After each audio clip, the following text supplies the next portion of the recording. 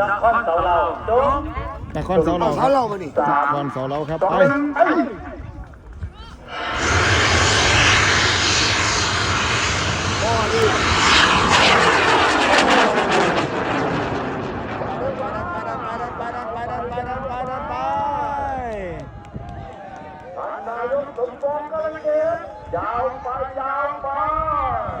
ที่ลี่เลยนครเสาเราครับบอกว่าพอดีเบิ่งจะวายุดีมาก แม่มึงอยู่ดีนะ ต้นดีมากตีก็ ๆโยเป็น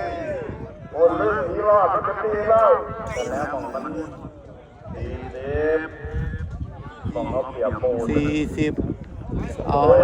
ไหม ปกติธรรมดา400หางมองอยู่มองนั่นแล้วล่ะ10 วิผ่านไปหางลมแล้ว แต่พื้นไทยบ้านของเราถนนที่เก่าทำมา เอาละมันมากไปหรือมั้ง ไปยังบ่อแยกเด้อในกระดุมกระดวงนั้นออกไทยอย่างเดียวนะครับจะไปดูหอไฟโมไฟออกเด้อ